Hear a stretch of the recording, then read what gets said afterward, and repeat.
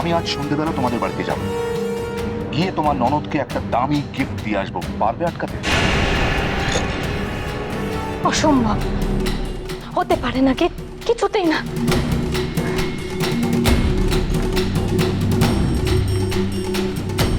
বড়দি, দিদি ভাই, কোথায় তোমরা?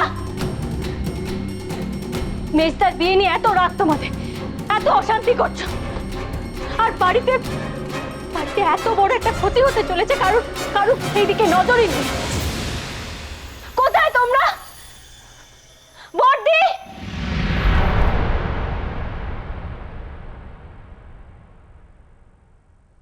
তুই একা? আমি তো ভাবলাম যে ছুটকি হয়তো তোকে কোম্পানি দিচ্ছে।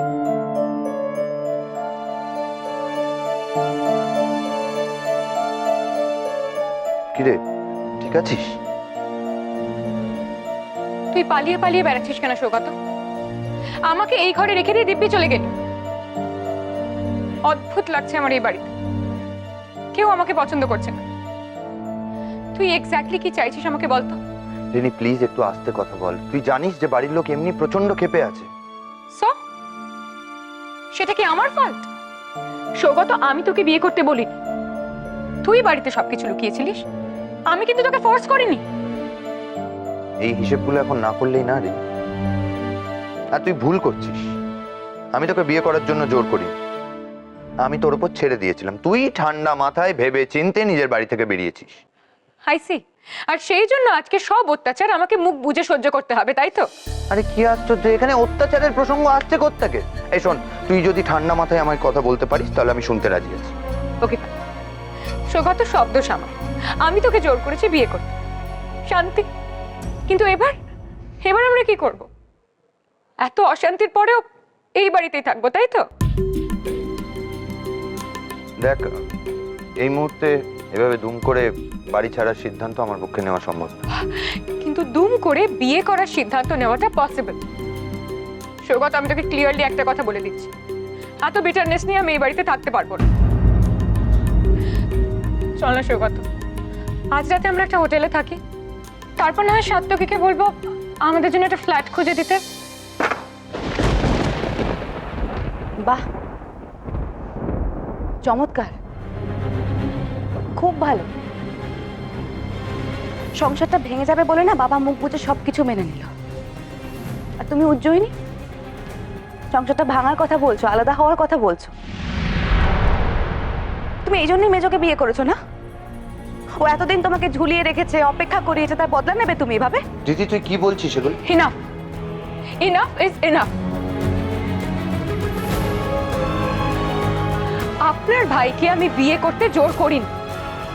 And by the way, আপনাদের বাড়িতে পার্সোনাল স্পেস বলে কিছু আছে বলে তো আমার মনে হচ্ছে না।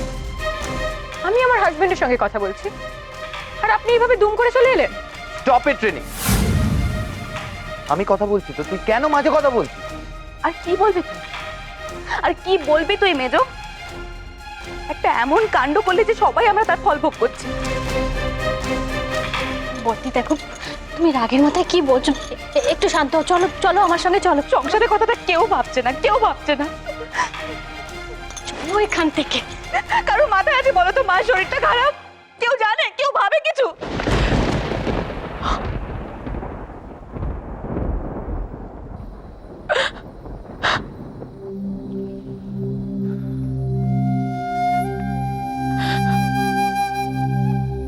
Thank you so much Sougata, এটাই আজকে তোর ওয়েডিং গিফট।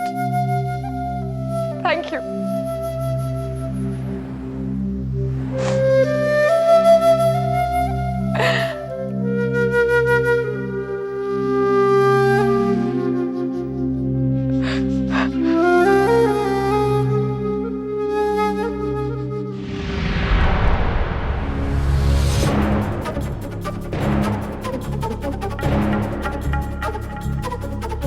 এগুলো কি পাগলামো হচ্ছে চুটকি? চুটকি, আমি একটা প্রশ্ন করেছি, সেটা উত্তর দে সবার আগে।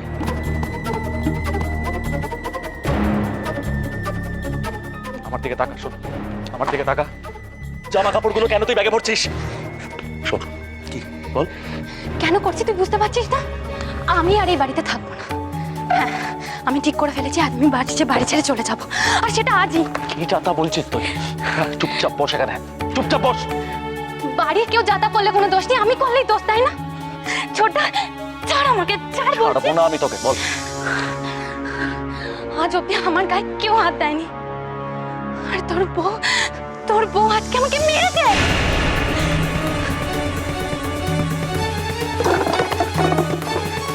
ছোট বৌদি বল সবার আগে, ছোট বৌদি বল সবার আগে, চটকি। আলো তোর থেকে সম্পর্কে বড় হয়, কথাটা মাথায় রাখিস। তবুও তুই ওর অন্যায়টা স্বীকার করবি না? না, নিজের বউ কোনো অন্যায় করলে সেটাকে আড়াল করার চেষ্টা করছিস তুই। ছোটটা, তুই কিছু বুঝতে পারছিস না। চটকি তুই আমার দিকে তাকা, শোন শোন শোন। আলো তোকে খুব ভালোবাসে, আমি বলছি, সব সময় তোর ভালো চায়, বিশ্বাস কর আমার কথা। সুহানি যখন তোকে কিডন্যাপ করেছিল, আলো নিজের জীবনে ঝুঁকি নিয়েছিল, এমনকি ইচ্ছের জীবনের ঝুঁকি নিয়েছিল, কিন্তু সবসময় একটা কথাই ও বলে গেছিল, তোর যেন কোনো ক্ষতি না হয়, বুঝতে পারছিস? হ্যাঁ কি রে? ছোটা, এর বদলে আমি ওর জন্য কম কিছু করিনি। তুই ভুলে গেছিস, আমি বুঝতে পারছি তুই ভুলে গেছিস। তোরা যখন এই বাড়িতে প্রথমবার এসেছিলিস, বাড়ির কেউ মেনে নেয়নি, কেউ না, একমাত্র আমি আর মেজদা ওকে সাপোর্ট করে গেছি। এমন কাজ করেছি জানিস তো, এমন কাজ করেছি যাতে বাড়ির সবাই ওকে মেনে নেয়। তুই নিজে যখন ওকে অবিশ্বাস করে এই বাড়ি থেকে বার করে দিয়েছিলিস, আমি তখন লুকিয়ে এই বাড়িতে নিয়ে এসেছিলাম, সুহানির ঘর সার্চ করিয়েছিলাম, কিন্তু ও আমার সাথে এটা কি করলো ছোটা? আর আজকের পর থেকে আমি ওকে ছোট বৌদি হিসেবে মানতে পারবো না, ব্যাস।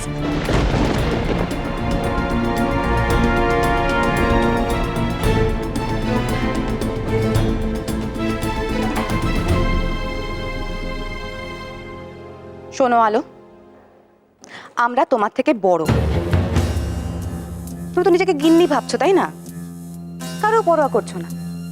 আমি তোমাকে বলছি আলো, এই উজ্জয়িনী মেয়েটা মেজর জীবনটাকে শেষ করে দেবে, আমাদের সংসারটাকে জাস্ট ভেঙে ফেলবে। আরেকটা কথা, আমি এ বাড়িতে কাকে কি বলবো না বলবো সেটা পারমিশন আমি তোমার কাছ থেকে নেব না। কি রে ইন্দু, কি হয়েছে? এটা কি? হ্যাঁ, তখন থেকে পাগলের মতো বক বক করতেছস, কি হয়েছে?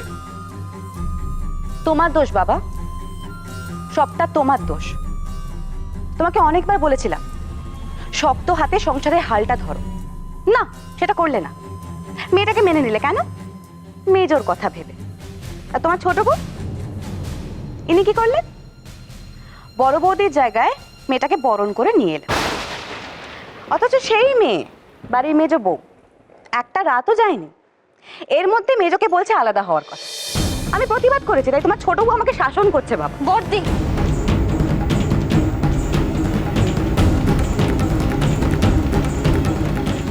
চটকি, তুই একটা কাজ কর না, তুই ছোট বৌদির সঙ্গে কি কথা বল, ওর সঙ্গে বোঝাপড়া করে নে, তুই জিজ্ঞেস কর কেন পাল্টে যাচ্ছে ও, তুই জানতে চা তোর গায়ে কেন হাত তুললো, তুই কথা তো বল আগে।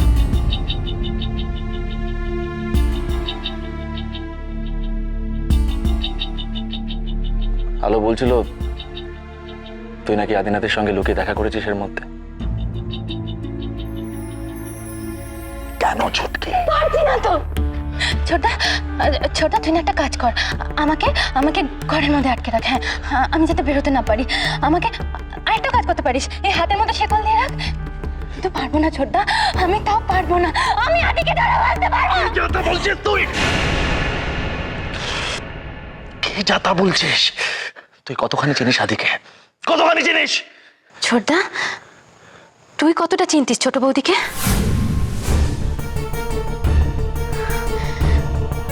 বল না ছোটদা, সবকিছু কি চেনাশোনার উপর নির্ভর করে বল? তুই যখন ছোট বৌদিকে ইচ্ছের মা সাজিয়ে এই বাড়িতে নিয়ে এসেছিলিস, তখন পুরোপুরি চিনতিস ওকে? বল, চিনতিস না তুই? আর এখনই বা কতটা চিনিস তুই?